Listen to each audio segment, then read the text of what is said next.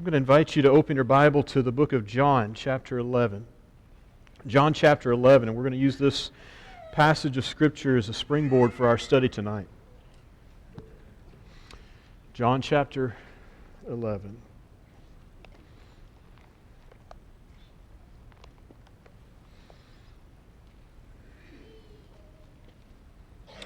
Jesus has received word that someone that was important to him died. And so the Bible tells us that he had a visit with Martha and Mary, and he began to comfort them. Of course, they said if you had been here, then he would not have died, and that shows great faith. But what Jesus does to Martha and to Mary is provides them with some assurance that he will be raised again. Well, in verse number 32, it says, when Mary was come where Jesus was, Jesus asked where was Lazarus. When Mary had come to where Jesus was and saw him, she fell down at his feet, saying unto him, Lord, if thou hadst been here, my brother had not died. And Jesus therefore saw her weeping, and the Jews also weeping, which came with her. He groaned in the spirit and was troubled, and said, Where have you laid him? They said unto him, Lord, come and see. And Jesus wept. Then said the Jews, Behold, how he loved him. On Sunday nights, one Sunday night out of the month, we're focusing on a word. Okay? And we've looked at a number of words, and those words probably had different meaning to you for various reasons. Tonight, the word that we want to focus on is the word grief. And I believe that this is a topic that bears some discussion on a routine basis. Because the reality of life is that we all die. It's going to happen to all of us. The statistics are 1 out of 1. The only way to get out of death, I suppose, is if you are alive when the Lord returns. And we'll be called up to meet Him in the air, and so shall we ever be with the Lord if we're faithful to Him. But generally speaking, the statistics are 1 out of 1. Death comes every day to someone and someday to everyone. And so we're all going to die. And given the fact that that's a reality that we all have to face, I think it's helpful to know how to deal with that reality. And so Jesus wept whenever he had to deal with the reality of a loss. And if you've heard me preach on this passage before, I believe that Jesus weeping here was not just tied to his mourning over the loss of someone that he cared about, but I believe it was also over what was getting ready to happen. Now, this is purely Neil's opinion, okay? The text doesn't tell us directly this. But I believe that at least in part why Jesus was crying was because he knew what he was getting ready to do. That is, he was getting ready to bring Lazarus back. Now, I just wonder. The Bible doesn't tell us this, but I wonder, did Jesus have a conversation with Lazarus after the fact? And did Lazarus say, Jesus, I was good? Can you imagine leaving the glory of paradise and coming back?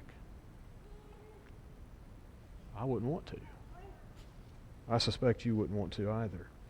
Let's talk about grief for just a few moments. First of all, I want us to think about some of the myths and the facts regarding grief. I downloaded this off the internet. This is put out by Care Dimensions. It is a hospice and palliative care facility. And here's what they said. They said that myth number 1, the pain will go away faster if you ignore it. Here's what I'm going to do. I'm going to mention something, and then I'll let you think about whether or not it's myth or fact. The pain will go away faster if you ignore it. Of course, that's a myth. Number 2, trying to ignore your pain or keep it from surfacing will only make it worse in the long run.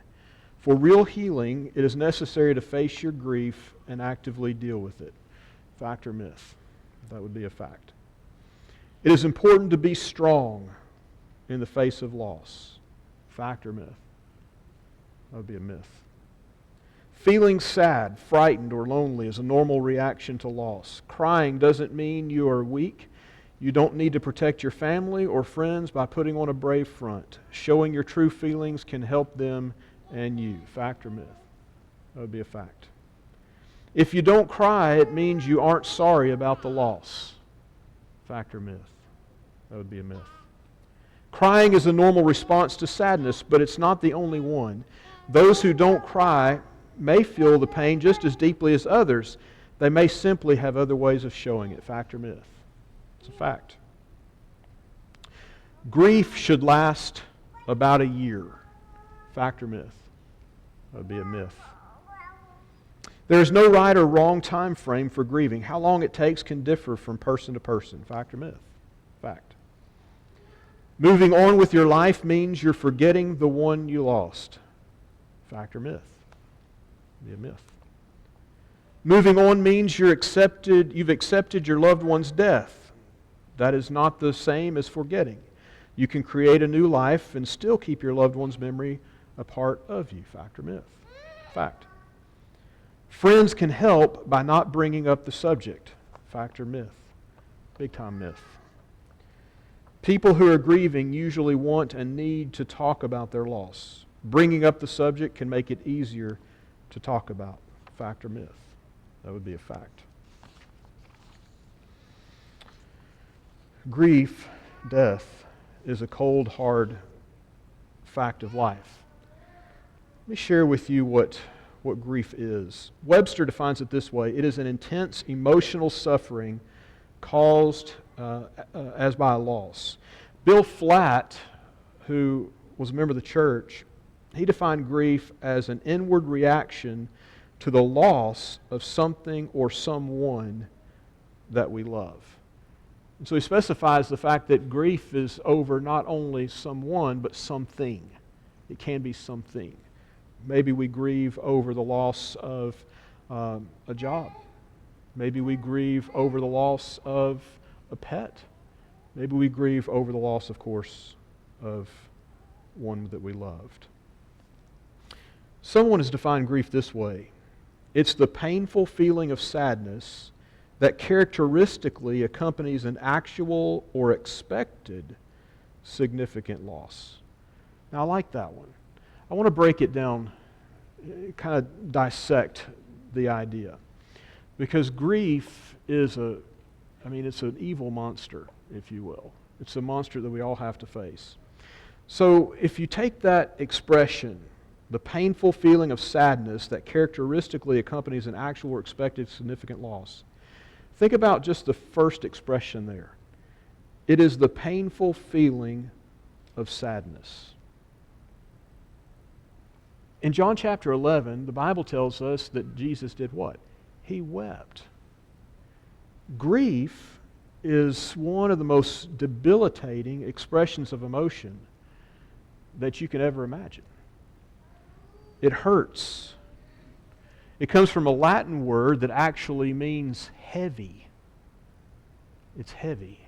It's tough. It's all-encompassing. It causes a person to feel as if all of the problems of the world have suddenly been placed upon their back and on their heart. But second of all, if we keep looking at that definition, we see that grief is natural. Here it is again. Grief is the painful feeling of sadness that characteristically accompanies an actual or expected significant loss.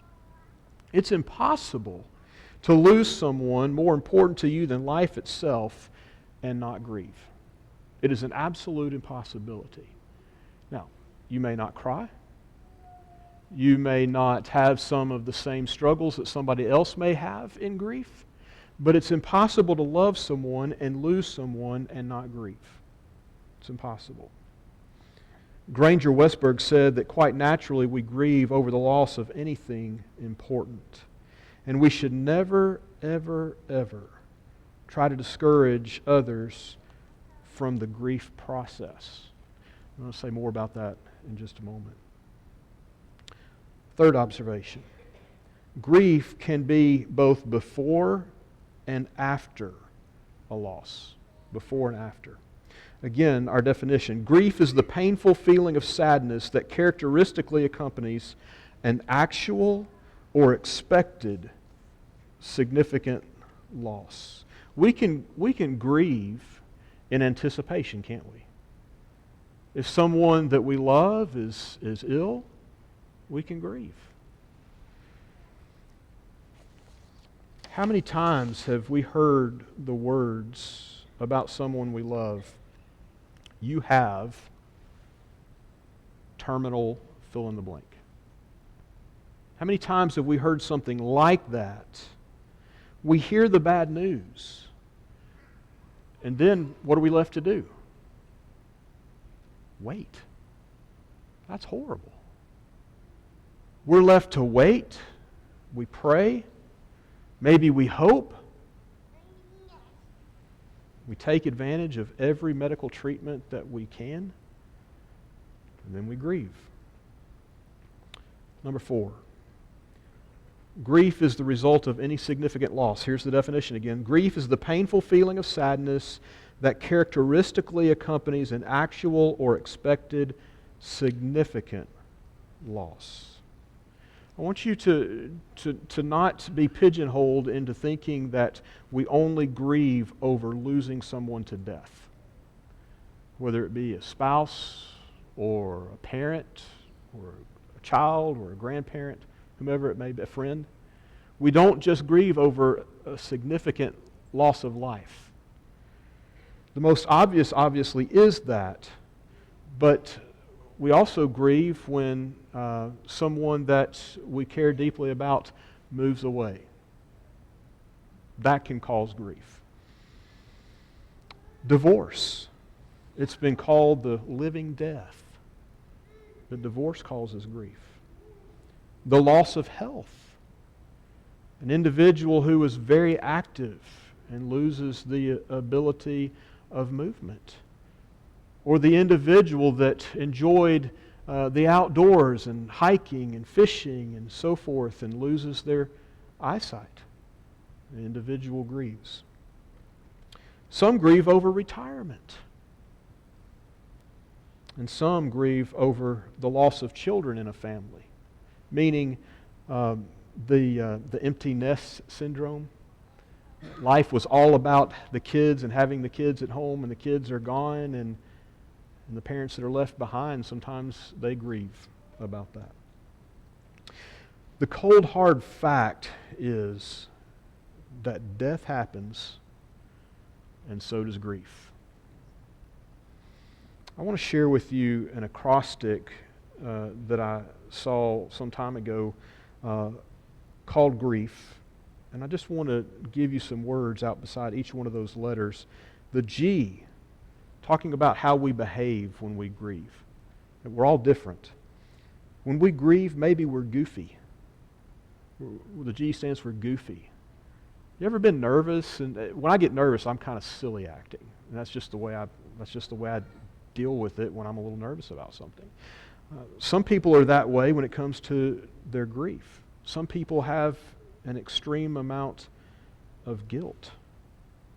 I was watching a movie. I only caught probably the last, half hour or so of the movie. So, and I don't remember what it was called, but the movie was about a guy who married a girl, and they had a couple of children.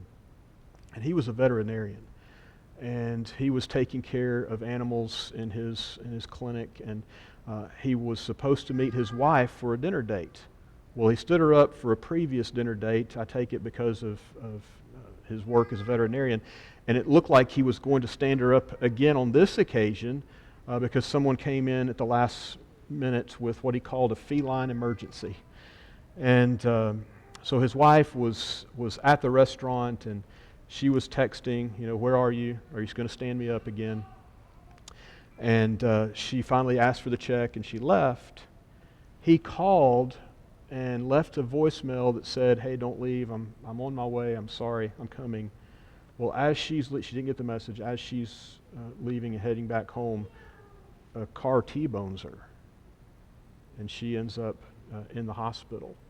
And the idea that was portrayed in the movie was that he actually had to make a decision to let her die because she had been in the hospital for 90 days. But it was almost like this whole thing was a dream, because at the end of the movie, she came home from the hospital and everything was fine. But the point I'm making is that sometimes, just as with in the case with him, sometimes grief brings about guilt. He felt guilt over not leaving the clinic and going to the dinner. He said if he had done that, she never would have been in the accident. Sometimes grudges, we hold grudges. The R stands for rebellion. It stands for regret. It stands for rejection. And sometimes it stands for relief. When someone has experienced great pain and that pain is over, then there's relief on those that are left behind. The I stands for irrational.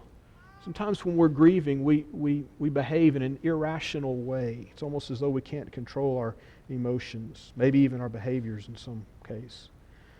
Maybe we feel insecure. Maybe we feel ill-equipped to handle the loss. The E stands for empty. We feel empty. Maybe it stands for envy. Maybe it stands for explosive. The F can stand for fear, can stand for fatigue, can stand for furious or failure, could stand for frustration. It could stand for fake, having to put on a good show so nobody sees how hurt we really are. That's the reality. And what I want us to appreciate is that there are no rules on how to deal with grief. There are no rules, because everybody handles grief differently. You and I may experience the same sort of loss. We may both experience the loss of a spouse. And you may say to me, I know how you feel. Or we may both experience the loss of a parent or a child. And you may come to me and say, I've been there and I know exactly how you feel. May I suggest to you that is one of the worst things that you can say, because you don't know how I feel, and I don't know how you feel. We both know how we felt in experiencing the loss, the similar loss. But everybody feels differently. Second of all, I want us to think about death and grief as somewhat of a crisis that we all have to face. I believe that there are a number of strategies that we can think about here in coping with life-changing events. But before we do that, I want to make the observation that grief is both universal and personal. And by universal, I simply mean that because everyone experiences it. Doug Manning wrote, grieving is as natural as crying when you're hurt, sleeping when you're tired, eating when you're hungry, or sneezing when your nose itches. It is nature's way of healing a broken heart. David Wiersbe wrote, grief is not rational. All the logic in the world will not allow you to escape the ache that's on the inside. It's an emotional jumble. The feelings are real, the mental and physical pain, the sense that it's all a dream and you'll wake up soon, the denial, the cauldron of boiling anger, the confusion, the embarrassment of one's emotions, the disappointment, the frustration. All of the feelings are normal, and they're just part of the process. The fact that you feel and that you think these things says you're healthy. You're normal. You're experiencing what others have tasted in their walk through the valley of sorrow. You're not alone. And grief is personal, because everyone experiences it in their own way. Bill Flatt said, a person's grief may be affected by at least 4 factors: personality, social environment, value structure, and the relationship of the individual to the one that they lost. People just grieve differently. Some people weep. Others don't shed a tear. Some express their grief verbally. Others keep it inside. Some want to talk. Others want to remain silent. Some can't sleep. Some do nothing but sleep. Some try to stay active. Others hide in a cave. And since grief is so personal, we shouldn't try to put people in a box with respect to their grief.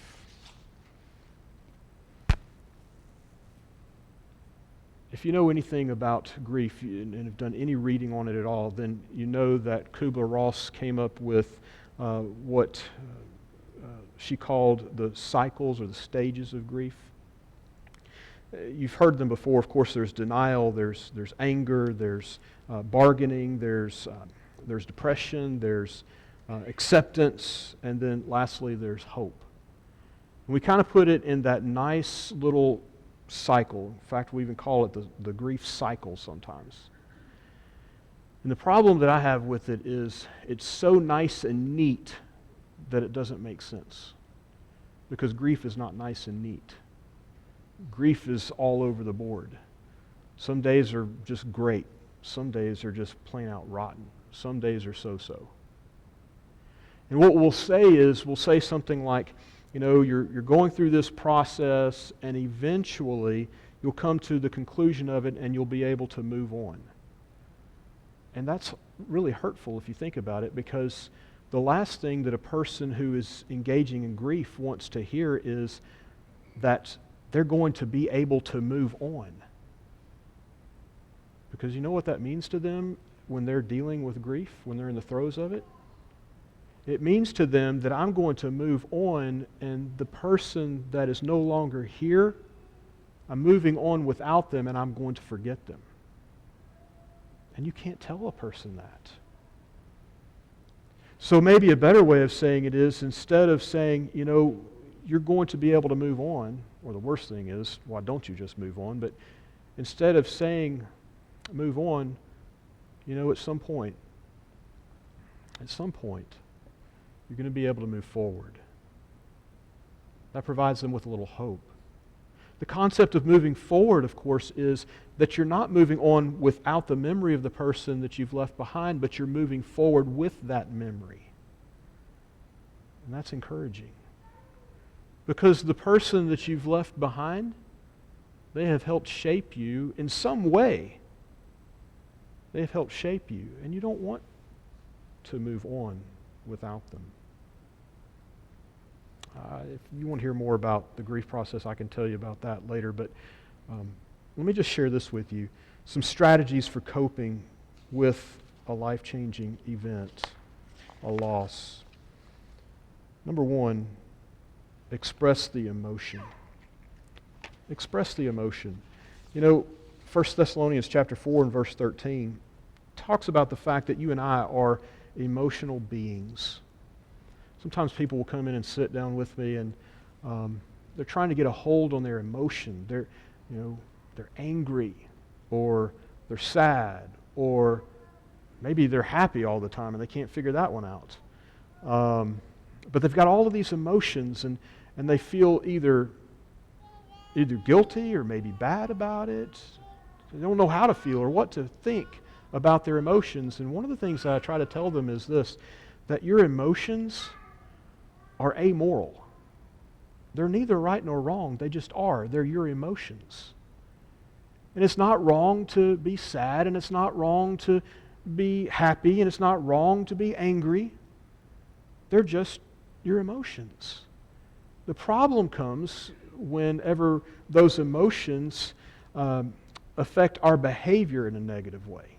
Does that make sense? And so 1 Thessalonians 4 and verse 13 would tell us that it's okay to express the emotion. But number two, when you're dealing with loss and in the throes of grief, seek the aid of friends. Acts 28 and verse 15. Number three, be with people. Be with people. I get it whenever you want to Whenever you're in grief, if you're an introvert, it's very difficult for you to be around people. I'm going to challenge you. I'm going to challenge you to try to spend a little time with people, with friends. It's going to be important. 2 Samuel 12, 19 through 23. Share your feelings, number 4.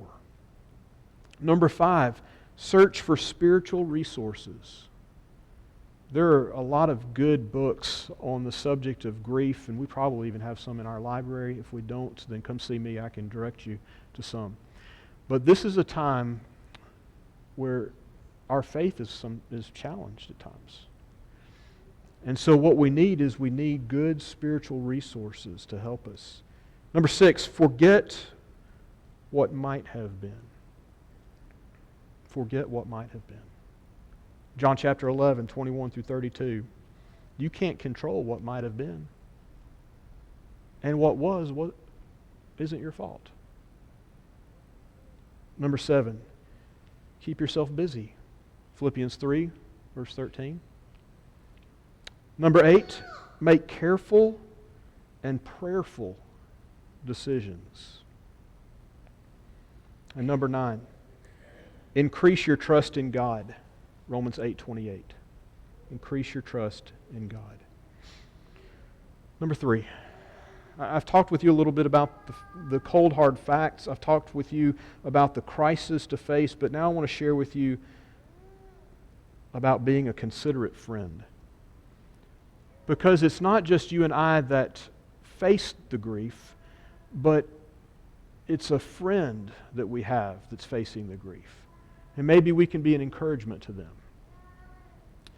All of us fall into one of the 2 categories, even right now.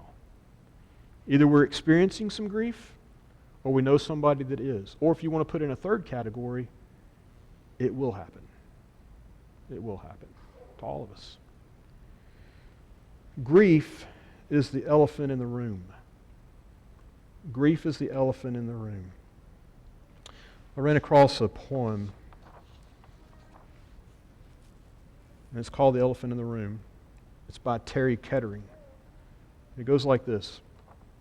There's an elephant in the room. It's large and squatting, so it is hard to get around. Yet we squeeze by with, "How are you?" and "I'm fine," and 1,000 other forms of trivial chatter. We talk about the weather. We talk about work. We talk about everything else except the elephant in the room. There's an elephant in the room. We all know it's there. We're thinking about the elephant as we talk together.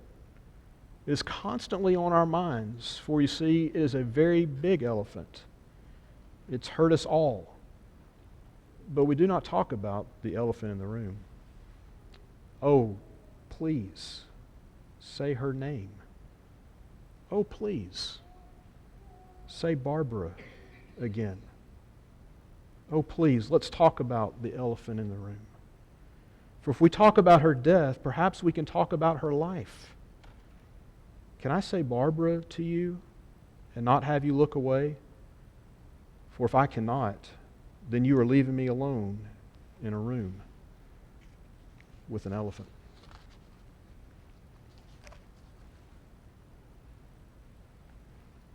I really like that poem, and I think it's spot on. Sometimes when I'll sit with someone who's going through the process of grief, I ask them, could you tell me? Could you just tell me about your loved one? Could you tell me about your friend? Could you tell me about your mom? About your dad? About your child? Could you tell me about the one that you lost? I want to know. Just share with me something. I want to share with you the fact that there's not a right way to help someone that's grieving, but there are a number of wrong ways to help. A number of wrong ways to help.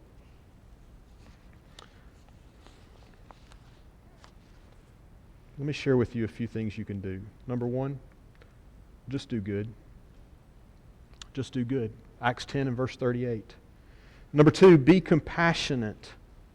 Matthew 6 and verse 34. Philippians 2, 3, and 4. Help with your deeds and your words.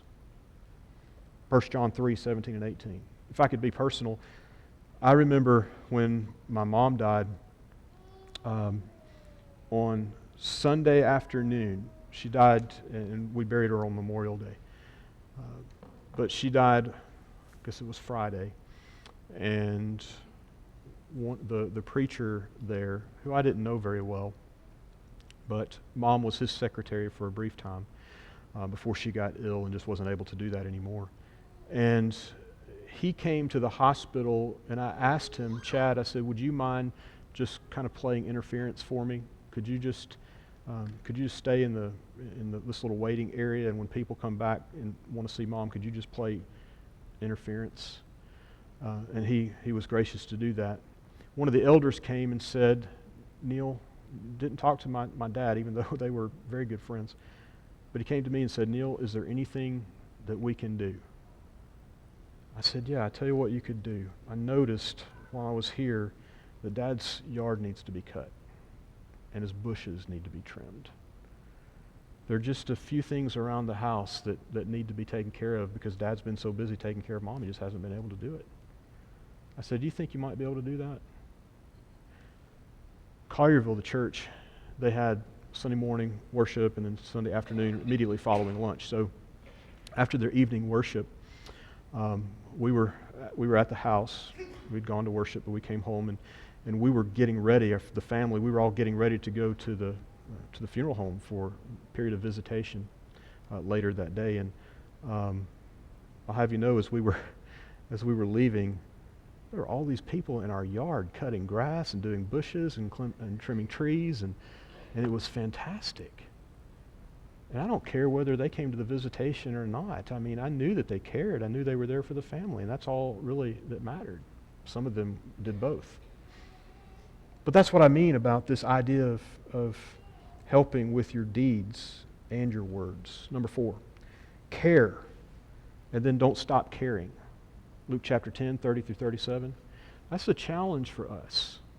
Because when we suffer a loss, we surround that person, we even smother that person. I mean, I'm not going to ask for a show of hands, but have you ever experienced a loss and you had so many casseroles coming into your house you didn't know what to do with them, and you ran out of freezer space and you threw some of those casseroles away? Don't raise your hands. You might offend somebody.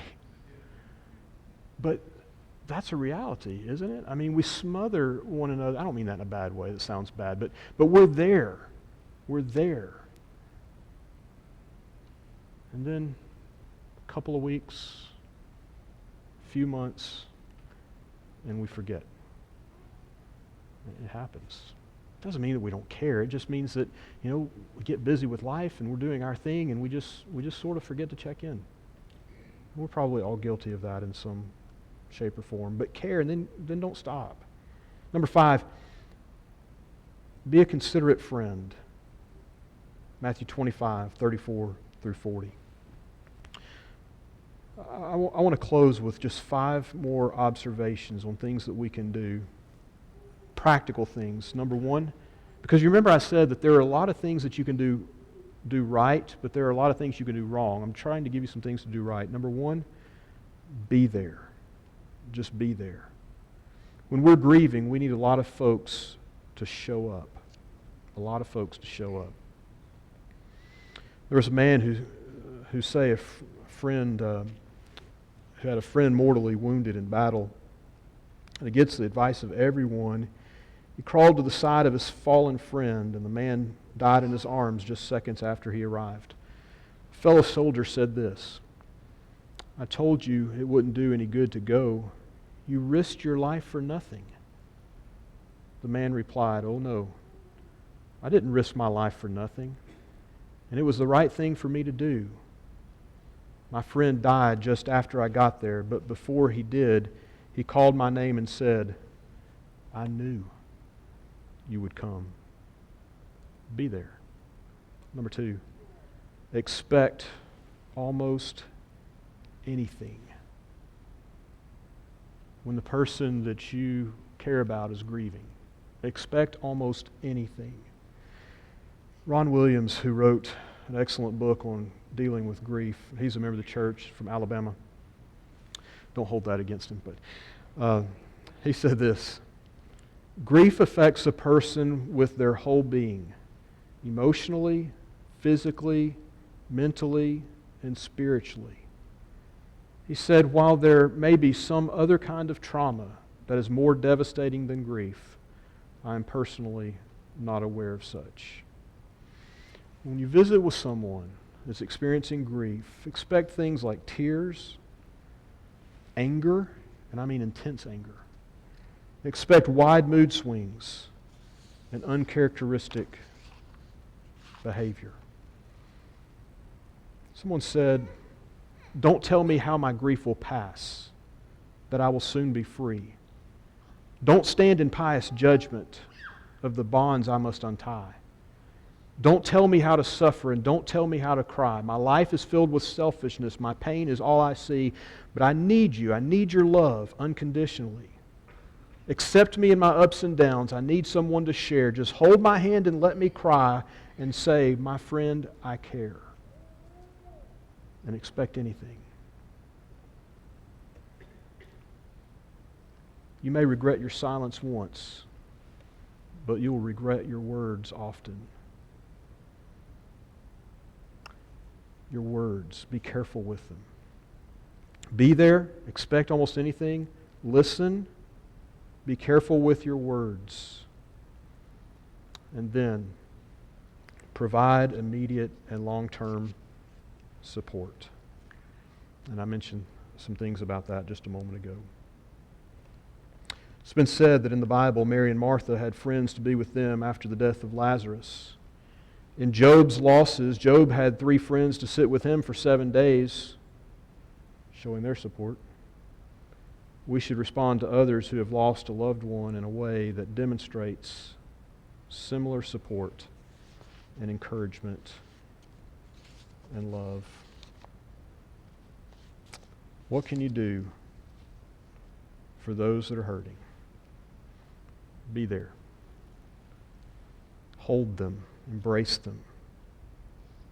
Be careful with cliches like he's out of pain or it was a peaceful death. Maybe just an I'm sorry is enough. Stay in touch. Listen. Don't judge. Care. Comfort. Write a letter sharing your memories about the loved one that they lost. Encourage the postponement of any major decisions. Encourage social interaction. And be okay with a range of emotions. Because grief is normal. And we're all going to have to deal with it. Grief, that's been our word for this month. And I hope that this has been of some benefit to us because, as we said, it comes every day to someone and someday to everyone. I believe it was George Bernard Shaw who said that. It's a reality we all must face, and so is grief. If you're here tonight and you're not prepared for death, you're not prepared to meet your Lord because you've never been baptized for the remission of your sins, to have all the sins of the past washed away, we invite you to do that. If you are a Christian but you've wandered, it's time to come home. You want to be prepared. We sang a song before I got up here, Is it well with your soul? Only you know the answer to that right now. If it's not, make the needed correction, even now. As together we stand and as we sing.